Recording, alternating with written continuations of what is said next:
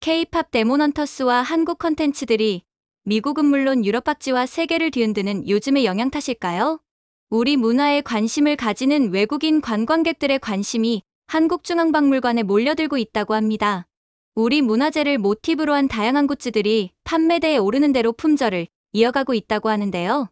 우리만 몰랐던 우리 박물관과 문화재의 인기에 이웃나라 일본에서 배 아파서 난리가 난 사연이 있다고 합니다. 구독, 좋아요 눌러주시고 함께 들어보시죠. 저는 이시카와 타로입니다. 도쿄 국립박물관에서 수석 큐레이터로 일한 지 벌써 20년이 넘었죠. 그날도 평상시처럼 박물관을 돌아보고 있었습니다. 오구라 컬렉션이 전시된 2층 동양관으로 발길을 향했어요. 이 컬렉션은 우리 박물관의 자랑거리 중 하나입니다. 조선시대 유물들이 가득한 이 공간에서 저는 늘 뿌듯함을 느꼈거든요. 그런데 그날 두 마리 용이 새겨진 투구 앞에서 서양인 관람객 몇 명이 작은 목소리로 수군거리고 있었어요. 이거 한국 거 아니야? 한 여성이 같이 온 남성에게 속삭였습니다. 맞는 것 같은데 설명문에 코리아라고 적혀 있어. 남성이 고개를 끄덕였죠. 그럼 이게 원래 일본 거야, 한국 거야? 또 다른 관람객이 의문을 제기했습니다. 저는 순간 가슴이 답답해졌어요. 이런 대화를 들을 때마다 항상 그랬거든요. 하지만 이번엔 더 당황스러운 일이 벌어졌습니다. 옆에 있던 미국인 가족의 꼬마가 갑자기 큰 목소리로 물었어요. 아빠, 그럼 이거 다 훔쳐온 거예요? 순간 전시실 안이 정적에 휩싸였습니다.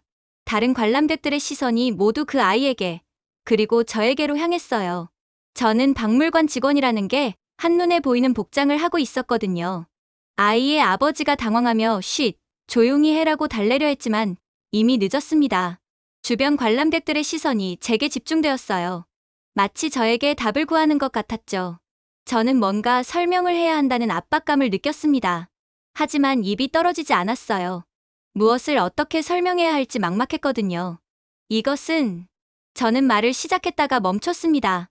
역사적 맥락을 설명하자니 너무 복잡하고 단순히 합법적으로 수집되었다고 말하자니 뭔가 꺼림칙했습니다. 그 순간 제 얼굴이 뜨거워지는 걸 느꼈어요. 투구 앞에서 바라보고 있던 외국인들의 표정이 묘했어요. 비난하는 것도 아니고 그렇다고 이해하는 것도 아닌 그저 궁금해하는 눈빛이었죠. 저는 결국 아무 말도 하지 못한 채 그 자리를 떠났습니다. 발걸음이 무거웠어요. 뒤에서 들리는 작은 대화 소리들이 귀에 계속 맴돌았거든요. 아직도 이런 걸 당당하게 전시하네? 설명도 제대로 안 해주고. 좀 이상하긴 하다. 복도를 걸으면서 저는 생각했습니다. 20년 동안 이 박물관에서 일하면서 이런 상황을 몇 번이나 겪었을까요? 하지만 매번 회피하기만 했어요. 사무실로 돌아와서도 마음이 편치 않았습니다. 책상에 앉아 있는데 자꾸 그 꼬마의 목소리가 떠올랐어요. 그럼 이거 다 훔쳐온 거예요? 순수한 호기심에서 나온 질문이었겠지만 저에게는 너무나 날카로운 질문이었습니다. 그리고 그 질문에 제대로 답하지 못한 제 자신이 부끄러웠어요. 창밖을 바라보며 생각했습니다. 과연 우리가 이 유물들을 올바르게 전시하고 있는 걸까요? 그날 밤, 집에 돌아가서도 잠이 오지 않았습니다. 계속 그 투구가 떠올랐어요. 용이 새겨진 아름다운 투구였지만, 이제는 그 아름다움보다는 그것이 품고 있는 복잡한 이야기가 더 크게 느껴졌습니다. 다음 날 아침, 출근해서 다시 그 전시실을 찾았어요. 투구는 여전히 그 자리에 있었습니다. 조용히 서 있는 유물을 바라보며 저는 다짐했어요. 언젠가는 이 질문들에 당당히 답할 수 있는 날이 와야 한다고. 투구 사건 이후 며칠이 지났을 때였습니다. 급작스럽게 전체 간부 회의가 소집되었어요. 이런 긴급 회의는 예산 삭감이나 큰 사건이 터졌을 때나 열리는 거였거든요. 회의실에 들어서자마자 심상치 않은 분위기를 느꼈습니다. 관장님의 표정이 굉장히 심각했어요. 그리고 앞쪽 스크린에는 뭔가 통계표가 떠 있었죠. 여러분, 충격적인 소식이 있습니다. 관장님이 입을 열었어요. 세계박물관 관람객 통계가 발표되었습니다. 저는 별로 대수롭지 않게 생각했어요. 매년 나오는 통계였으니까요. 루브르가 1위, 바티칸이 2위, 대형 박물관이 3위. 뻔한 결과일 거라고 생각했거든요. 한국 국립중앙박물관이 세계 6위에 랭크되었습니다. 관장님의 말에 회의실이 술렁거리기 시작했어요. 관람객 수 418만 명입니다. 제 옆에 앉은 부관장이 작은 목소리로 중얼거렸어요. 한국, 설마 아시아 지역에서는 1위입니다. 우리 도쿄 국립박물관을 제치고 말이죠. 관장님의 목소리에 분명 당황스러움이 섞여 있었어요. 저는 순간 귀를 의심했습니다. 한국이 아시아 1위라고요? 우리가 2위라는 건가요? 아니면 더 낮은 순위인 건가요? 스크린에 전체 순위가 나타났습니다. 루브르 880만 명, 바티칸 680만 명, 대형 박물관 590만 명, 메트로폴리탄 510만 명, 내셔널 갤러리 490만 명, 그리고 한국 국립중앙박물관 418만 명, 우리 도쿄 국립박물관은 25위였습니다. 240만 명이었죠. 어떻게 이런 일이, 어떤 간부가 중얼거렸어요. 저도 믿기 어려웠습니다. 한국 박물관이 우리보다 높은 순위라니, 게다가 아시아 1위라니, 뭔가 착오가 있는 게 아닐까 싶었어요. 더 놀라운 건 증가율입니다. 관장님이 다음 슬라이드를 넘겼어요. 한국은 작년 대비 27% 증가했습니다. 우리는 8% 감소했고요. 회의실이 조용해졌어요. 감소라는 단어가 무겁게 느껴졌거든요. 원인을 파악해야 합니다. 관장님이 단호하게 말했어요. 즉시 조사팀을 파견하겠습니다. 그때 제 이름이 호명되었습니다. 니시카와 상, 서울로 출장 가십시오. 저요? 저는 깜짝 놀랐어요. 동양 문화권 전문가이고 한국어도 어느 정도 하시니까요. 현지에서 직접 보고 와 주십시오. 순간 머릿속이 복잡해졌어요. 한국 박물관을 조사하러 가야 한다고요? 솔직히 내키지 않았습니다. 관장님, 그런데 한국 박물관이 우리보다 높은 순위라는 게 좀 이상하지 않나요? 저는 조심스럽게 물었어요. 뭔가 계산 방식에 문제가 있는 건 아닐까요? 저도 그렇게 생각했습니다. 관장님이 고개를 끄덕였어요. 하지만 이미 확인해봤습니다. 공식 통계가 맞습니다. 회의가 끝나고 나서도 믿기 어려웠어요. 복도에서 동료들과 이야기를 나누는데 모두 비슷한 반응이었거든요. 한국 박물관이 그렇게 대단한가? 무료니까 사람들이 기대 없이 가고 그냥 관광지처럼 운영하는 거 아니야? 유물의 질은 우리가 훨씬 좋을 텐데. 저도 같은 생각이었어요. 한국 박물관은 입장료도 없고 뭔가 가벼운 느낌일 거라고 생각했거든요. 우리처럼 깊이 있는 컬렉션이나 학술적 가치는 떨어질 거라고 말이죠. 그래도 직접 가서 보는 게 좋겠어요. 부관장이 말했어요. 혹시 우리가 놓친 게 있을지도 모르니까. 사무실로 돌아와서 한국 박물관에 대해 간단히 조사해봤습니다. 용산에 있는 국립중앙박물관 2005년에 새로 개관했다고 하네요. 건물도 꽤 크고 현대적으로 보였어요. 하지만 여전히 의문이었습니다. 새로 지은 박물관이 우리 같은 역사와 전통을 가진 박물관보다 더 많은 관람객을 끌어들일 수 있을까요? 뭔가 특별한 마케팅 전략이 있는 건가? 혼자 중얼거리며 생각했어요. 출장 준비를 하면서도 계속 의구심이 들었습니다. 418만 명이라는 숫자가 계속 머릿속을 맴돌았거든요. 비행기 티켓을 예약하면서 생각했어요. 아마 가서 보면 별거 아닐 거라고. 단순히 접근성이 좋거나 한류붐 때문에 외국인들이 많이 오는 거겠죠. 우리는 컬렉션의 깊이부터 다르잖아. 동료에게 말했어요. 왜 내가 거길 가야 하는 거야? 하지만 명령은 명령이었습니다. 과연 한국 박물관에서 무엇을 보게 될까요? 그리고 정말로 우리보다 나은 점이 있을까요? 인천공항에서 서울역까지 가는 동안 저는 계속 주변을 관찰했습니다. 지하철 광고판에서 박물관 홍보를 하는 모습이 신기했어요. 일본에서는 박물관이 이렇게 적극적으로 홍보를 하지 않거든요. 용산역에서 내려서 걸어가는 길, 멀리서 국립중앙박물관 건물이 보였습니다. 생각보다 웅장했어요. 현대적이면서도 한국적인 미를 잘 살린 건축물이었죠. 하지만 여전히 마음속으로는 그래도 우리 박물관이 더 품격 있지라고 생각하고 있었습니다. 정문에 들어서자마자 제 생각이 흔들리기 시작했어요. 입구부터 뭔가 달랐거든요. 너무 정돈되어 있었고 동선이 자연스럽게 이어졌습니다. 로비에 들어서자 숨이 멎을 것 같았어요. 높은 천장과 자연 채광이 어우러진 공간이 정말 압도적이었습니다.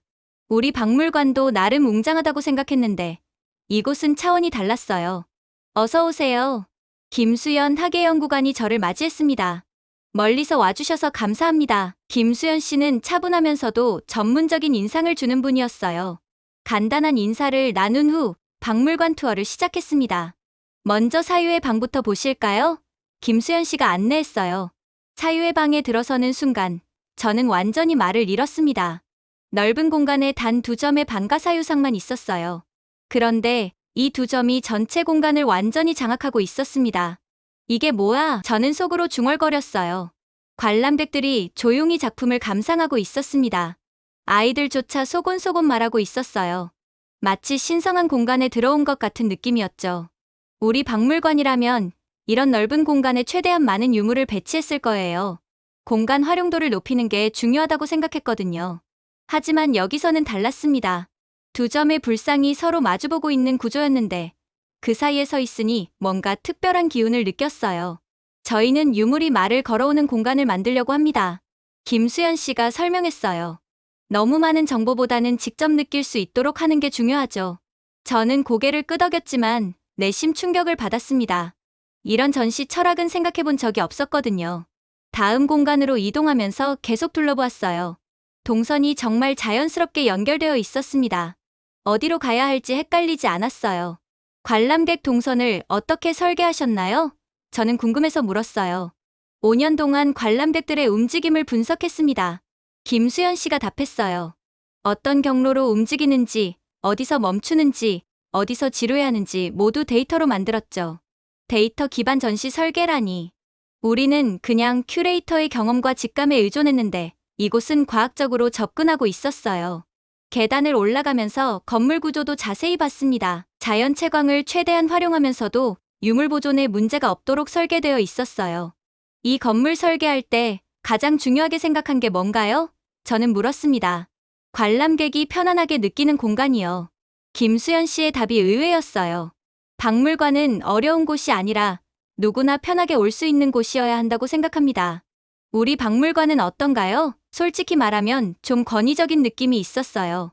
조용히 해야 하고 함부로 만지면 안 되고 뭔가 긴장되는 공간이었죠. 하지만 이곳은 달랐습니다. 엄숙하면서도 친근했어요. 아이들이 뛰어다니지는 않지만 그렇다고 위축되지도 않았습니다. 무료 입장인데도 관람객들이 이렇게 질서 있게 관람하는군요. 저는 감탄했어요. 무료라고 해서 가치가 떨어지는 건 아니잖아요. 김수연 씨가 웃으며 말했어요. 오히려 더 많은 분들이 문화를 접할 수 있어서 좋다고 생각합니다. 그 말에 저는 할 말을 잃었습니다. 우리는 항상 입장료를 받아야 박물관의 품격이 유지된다고 생각했거든요. 1층 로비로 다시 내려오면서 주변을 다시 한번 살펴봤어요. 카페에서 커피를 마시며 담소를 나누는 사람들, 계단에 앉아서 휴식을 취하는 가족들, 모든 게 자연스러웠습니다. 이런 분위기는 어떻게 만드신 건가요? 저는 정말 궁금했어요. 특별한 비결은 없습니다. 김수연 씨가 답했어요. 그냥 관람객이 주인이 되는 공간을 만들려고 했을 뿐이에요. 그 순간 저는 깨달았습니다. 우리는 박물관이 큐레이터의 공간이라고 생각했는데 이곳은 관람객의 공간이었어요. 입구에서 나가면서 뒤돌아봤습니다. 건물 외관도 참 멋있었어요. 주변 경관과 잘 어우러져 있었죠. 내일 본격적인 전시 관람을 해볼까요? 김수연 씨가 제안했어요. 네, 그렇게 하죠. 저는 답했지만 이미 마음이 흔들리고 있었습니다. 호텔로 돌아가는 길에 계속 생각했어요. 첫인상부터 이렇게 압도당할 줄은 몰랐거든요. 내일은 또 어떤 충격을 받게 될까요? 다음 날 아침, 김수연 씨와 약속한 시간에 박물관에 도착했습니다. 어제와는 다른 마음가짐이었어요. 좀 더 열린 마음으로 보고 싶었거든요. 오늘은 상설 전시실을 자세히 둘러보실까요? 김수연 씨가 제안했어요. 첫 번째로 안내받은 곳은 선사고대관이었습니다. 입구에서부터 뭔가 특별함을 느꼈어요. 조명이 정말 섬세하게 설계되어 있었거든요. 이 조명은 어떻게 설계하신 건가요? 저는 물었습니다. 각 유물의 특성에 맞춰 개별적으로 설계했습니다. 김수연 씨가 설명했어요. 금속 유물은 반사를 최소화하고 도자기는 질감이 잘 드러나도록 했죠. 우리 박물관에서는 보통 획일적인 조명을 사용했는데 이곳은 정말 세밀했어요. 유물마다 최적의 조명을 받고 있었습니다. 가장 인상적이었던 건 송기정 기증투구 전시 공간이었어요. 43평이나 되는 넓은 공간에 투구 하나만 전시되어 있었습니다. 이 공간은 정말 저는 말을 잇지 못했어요. 어둠 속에서 스포트라이트를 받은 투구가 마치 무대 위에 주인공처럼 서 있었습니다. 주변은 완전히 어두웠고 오직 투구만이 빛을 받고 있었어요. 저는 무의식적으로 뒷걸음질을 쳤습니다. 투구에서 뿜어져 나오는 기운이 너무 강렬했거든요. 이건 전시가 아니라 연극 같네요. 저는 감탄했어요. 맞습니다. 김수연 씨가 웃으며 답했어요. 저희는 유물을 단순히 보여주는 게 아니라 경험하게 하고 싶었습니다. 투구 주변을 천천히 돌아보면서 각도마다 다른 느낌을 받았어요. 정면에서 보면 위험이 느껴지고 측면에서 보면 정교한 세공이 돋보였습니다. 이 투구는 원래 어떤 맥락에서 사용되었나요? 저는 궁금해서 물었어요. 삼국시대 금관가야의 것으로 추정됩니다. 김수현 씨가 설명했어요. 하지만 저희는 역사적 설명보다는 그 자체가 주는 감동을 먼저 느끼게 하고 싶었어요. 정말 놀라운 접근 방식이었습니다. 우리 박물관이라면 연대, 출토지, 재질, 제작 기법 등을 길게 설명했을 텐데 여기서는 오히려 설명을 최소화했어요. 다음으로 이동한 곳은 천문과학 코너였습니다. 천상분야 열차지도 앞에 서자 또 다른 충격을 받았어요. 복잡한 별자리가 그려진 지도였는데 조명과 배경이 마치 밤하늘을 연상시키도록 꾸며져 있었습니다. 과학 유물이 이렇게 아름다울 수 있다니. 과학과 예술이 이렇게 자연스럽게 어우러질 수 있군요. 저는 감탄했어요. 조선시대 사람들에게 천문학은 단순한 과학이 아니었어요. 김수현 씨가 설명했어요. 우주와 인간을 연결하는 철학이었죠. 그 말을 들으니 지도가 다르게 보였어요. 단순한 별자리가 아니라 우주에 대한 깊은 사색이 담긴 작품처럼 느껴졌습니다. 각 전시실을 돌아다니면서 계속 놀라게 되었어요. 모든 유물이 저마다의 이야기를 들려주고 있었거든요. 불교 조각실에서는 은은한 조명 아래 부처상들이 마치 명상하는 모습처럼 배치되어 있었어요. 도자기실에서는 백자의 순백함이 극대화되도록 전시 환경을 만들어 놓았고요. 설명문은 왜 이렇게 간단한가요? 저는 궁금했어요. 너무 많은 정보는 오히려 방해가 될 수 있어요. 김수현 씨가 답했어요. 관람객들이 직접 느끼고 상상할 여지를 남겨두는 게 중요하다고 생각합니다. 우리 박물관의 설명문은 정말 길었어요. 학술적 정보를 최대한 많이 담으려고 했거든요. 하지만 관람객들이 그걸 다 읽을까요? 솔직히 저도 의문이었어요. 중간에 휴게 공간에서 잠시 쉬면서 주변을 관찰했습니다. 가족 단위 관람객들이 많았어요. 아이들이 지루해하지 않고 적극적으로 관람하는 모습이 인상적이었습니다. 아이들 반응이 정말 좋네요. 저는 말했어요. 어린이를 위한 전시 해설이 따로 있어요. 김수현 씨가 설명했어요. 같은 유물이라도 연령대에 따라 다르게 접근하죠. 세심한 배려였습니다. 우리는 보통 성인 기준으로만 전시를 기획했는데 이곳은 모든 연령층을 고려하고 있었어요. 오후에는 특별 전시실도 둘러봤습니다. 그때 마침 열리고 있던 전시는 한국의 전통 복식에 관한 것이었어요. 와, 이건 정말. 저는 할 말을 잃었습니다. 한복이 마치 살아있는 사람이 입고 있는 것처럼 전시되어 있었어요. 마네킹도 특별히 제작한 것 같았고 주름 하나하나까지 자연스럽게 표현되어 있었습니다. 이 마네킹은 어떻게 제작하신 건가요? 저는 물었어요. 3D 스캔 기술을 이용해서 실제 인체와 가장 비슷하게 만들었습니다. 김수현 씨가 답했어요. 옷의 드레이프가 자연스럽게 표현되도록 했죠. 기술과 전통이 이렇게 조화를 이룰 수 있다니. 우리도 좋은 유물을 가지고 있지만 이렇게 생동감 있게 보여주지는 못했어요. 하루 종일 전시실을 돌아다니면서 느낀 건 이곳의 모든 것이 관람객의 감동을 위해 설계되어 있다는 점이었어요. 조명, 동선, 설명문, 심지어 벽면의 색깔까지 모든 요소가 유물을 돋보이게 하면서도 관람객이 편안하게 느낄 수 있도록 계산되어 있었습니다. 정말 대단합니다. 저는 진심으로 감탄했어요.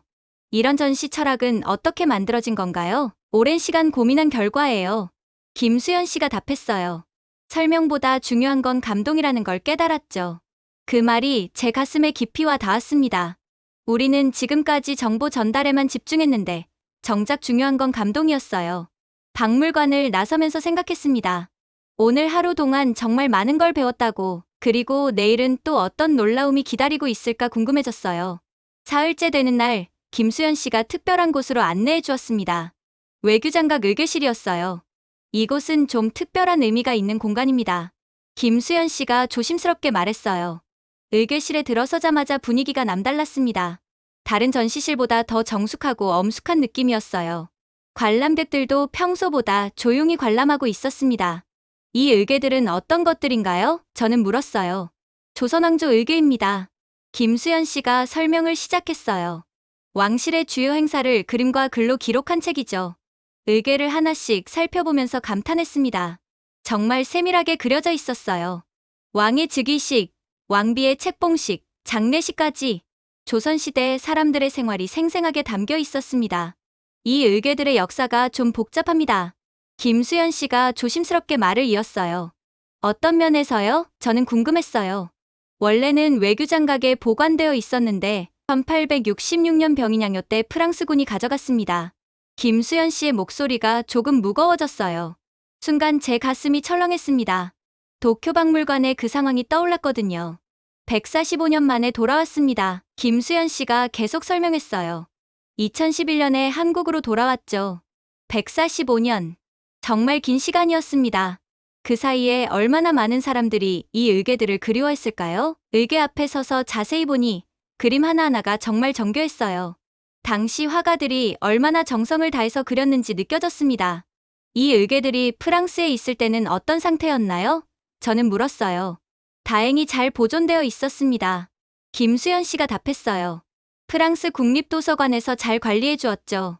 그 말을 들으니 복잡한 심정이 들었어요. 물론 잘 보존되어 있어서 다행이었지만 그렇다고 해서 가져간 것이 정당화되는 건 아니잖아요. 돌려받는 과정이 쉽지 않았을 것 같은데요. 저는 말했어요. 정말 오랜 협상이 필요했습니다. 김수현 씨가 고개를 끄덕였어요. 하지만 결국 돌아왔죠. 그때 문득 우리 박물관의 상황이 떠올랐습니다.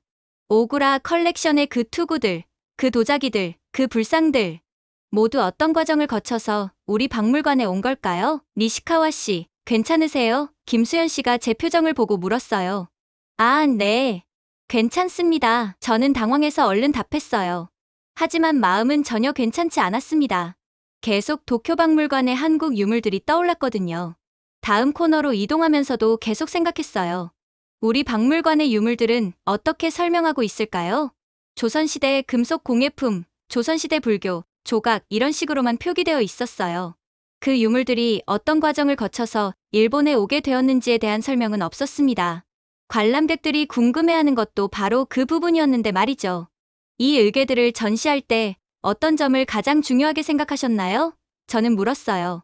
역사의 진실을 있는 그대로 보여주는 것이었습니다. 김수현 씨가 답했어요.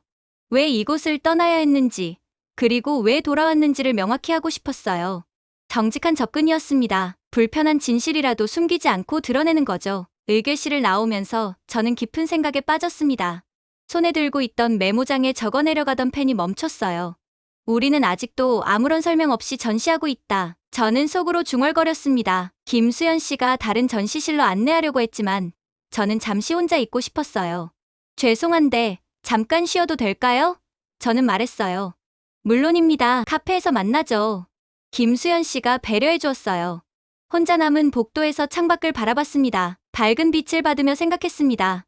우리 박물관의 관람객들이 궁금해하는 것도 바로 이거였어요. 이거 한국 거 아니야? 원래 어디에 있던 거야? 이런 질문들 말이죠. 그런데 우리는 계속 회피하고 있었어요. 학술적 가치, 예술적 가치만 강조하면서 정작 중요한 맥락은 설명하지 않았습니다. 손끝이 떨리는 걸 느꼈어요. 20년 동안 큐레이터로 일하면서 이런 감정을 느낀 적이 없었거든요. 카페로 가는 길에 다시 한번 의궤실을 지나쳤습니다. 그 조용한 공간에서 관람객들이 진지하게 역사를 마주하고 있었어요. 우리도 이렇게 할 수 있을까?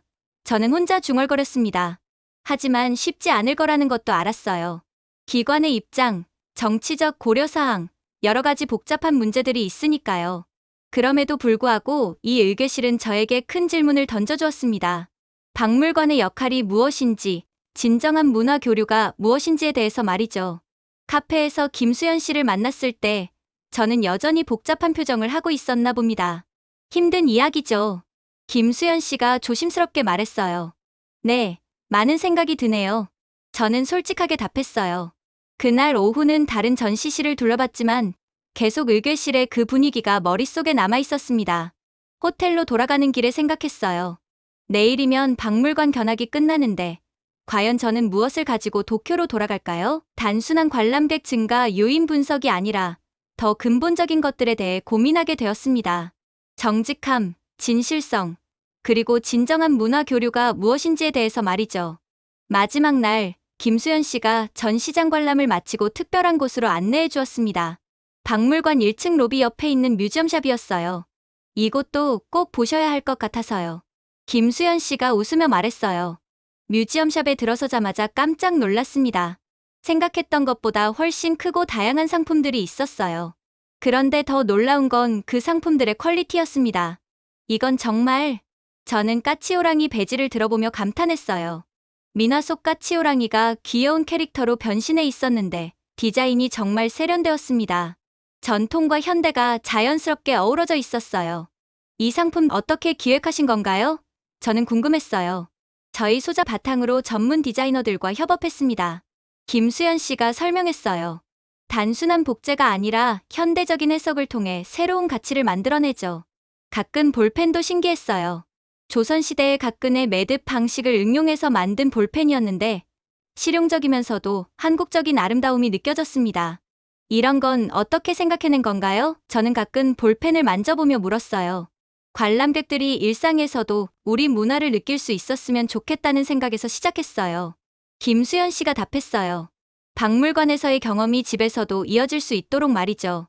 정말 놀라운 발상이었습니다. 우리 박물관의 기품은 대부분 엽서나 간단한 복제품 수준이었거든요. 가장 인상적이었던 건 영조 어진 후드티였어요. 조선시대 임금의 초상화가 현대적인 의류에 세련되게 적용되어 있었습니다. 이걸 젊은 사람들이 입고 다니는 건가요? 저는 신기해서 물었어요. 네, 특히 외국인들이 많이 찾습니다. 김수연 씨가 답했어요. 한국 문화를 패션으로 표현할 수 있다는 게 신기하다고 해요. 그때 옆에서 외국인 관람객들이 대화하는 소리가 들렸어요. 이거 너무 예쁘다. 젊은 여성이 청자 문양 스카프를 들고 있었어요. 한국 전통 문양이래. 진짜 세련되네. 남자친구가 답했죠. 이거 사면 집에서도 한국 생각날 것 같아. 그들은 정말 진심으로 상품을 고르고 있었어요.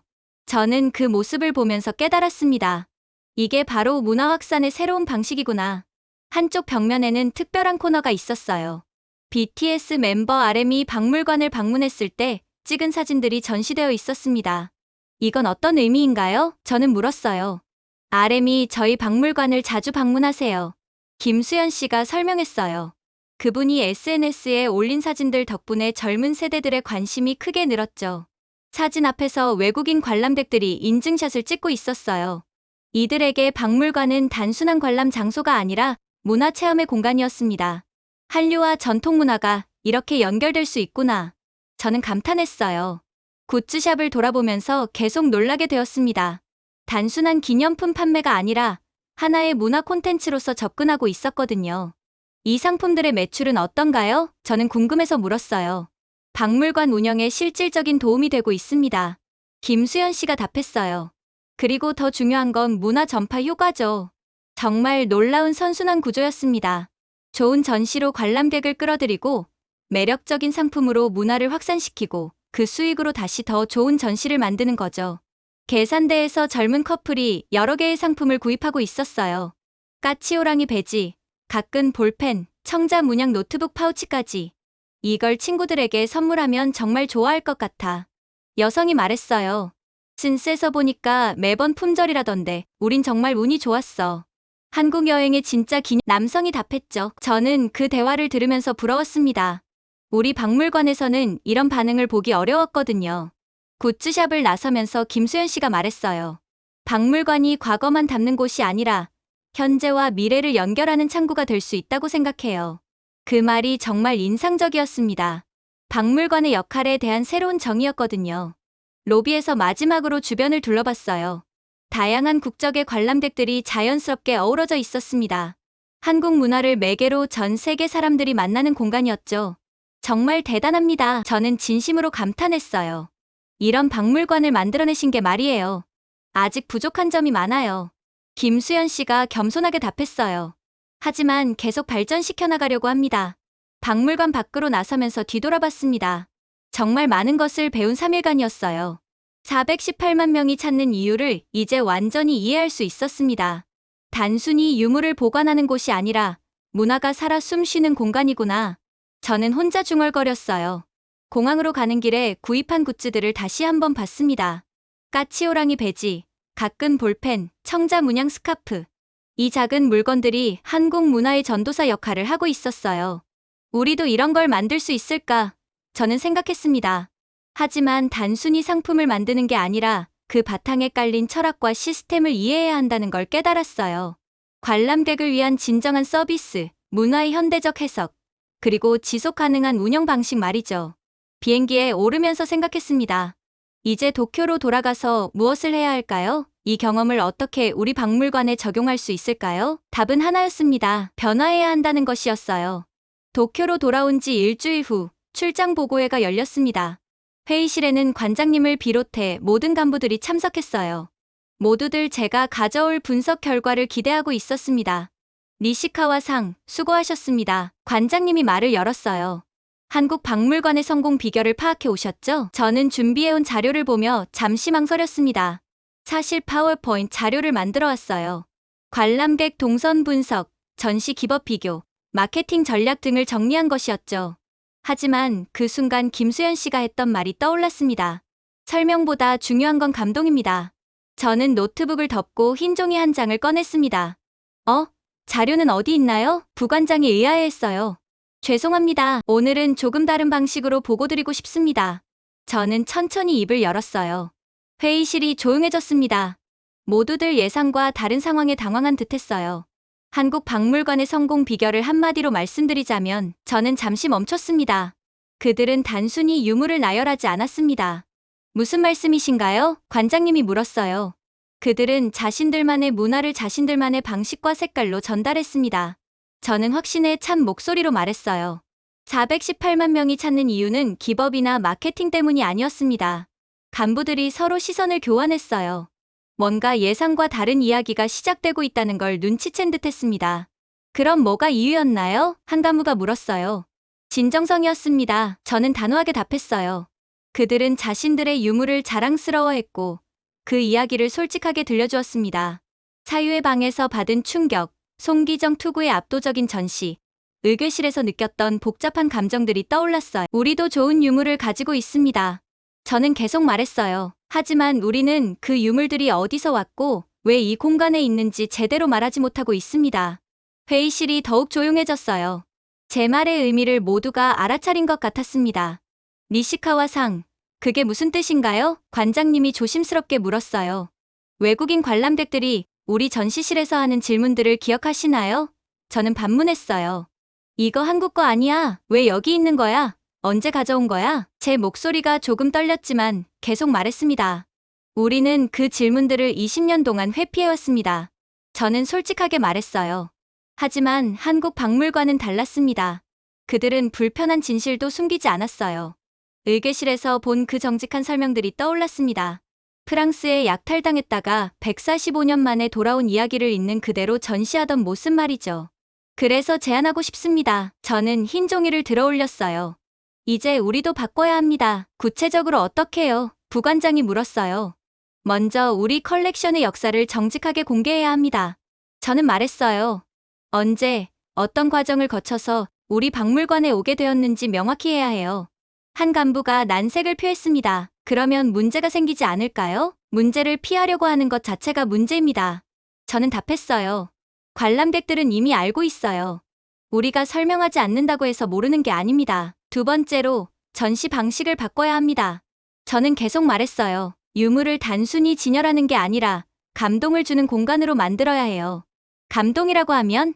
관장님이 물었어요. 한국 박물관은 43평 공간에 투구 하나만 전시했습니다. 저는 설명했어요.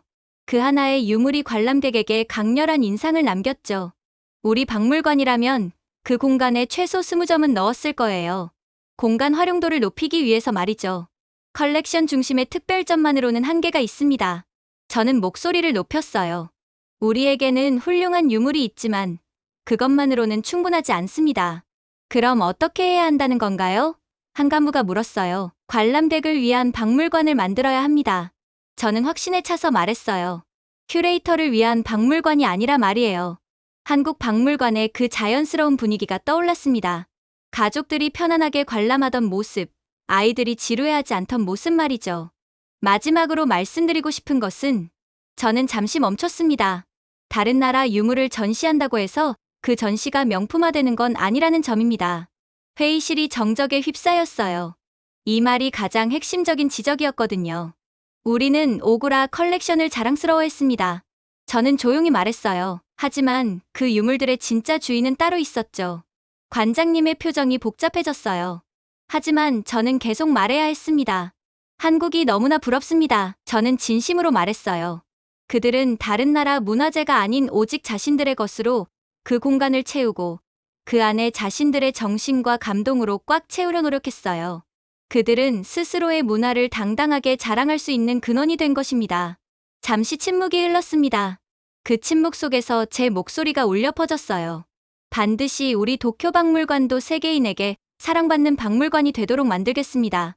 저는 단호하게 말했어요. 하지만 그 방법은 바뀌어야 합니다. 제 눈빛에는 이제 자신감이 아닌 존중과 변화의 의지가 담겨 있었습니다. 한국에서 배운 진정한 박물관의 모습을 우리도 만들어낼 수 있다는 확신이 있었어요. 회의가 끝나고 나서도 긴 토론이 이어졌습니다. 쉽지 않은 변화가 될 거라는 걸 모두가 알고 있었거든요. 하지만 변화는 반드시 필요했습니다. 그날 밤, 사무실에서 혼자 남아 계획을 세웠어요. 어떻게 하면 우리 박물관도 진정한 문화 교류의 공간이 될 수 있을까요? 답은 한국에서 이미 보았습니다. 너무나 부럽지만 이제 한국을 따라가야 합니다. 큰 감동과 영감을 준 한국을 다시 보게 되는 계기가 되었습니다. 오늘 사연은 여기까지입니다. 다른 나라를 침탈하고 약탈하고 그 결과물로 가져온 것들로 박물관을 만들고 세계인들 앞에 자랑스럽게 내어놓는 뻔뻔함을 이긴 대한민국, 대한민국이 세계의 중심이 되는 그날까지 나의 조국 대한민국을 열심히 사랑하겠습니다. 시청해주셔서 감사합니다. 구독, 좋아요 부탁드립니다.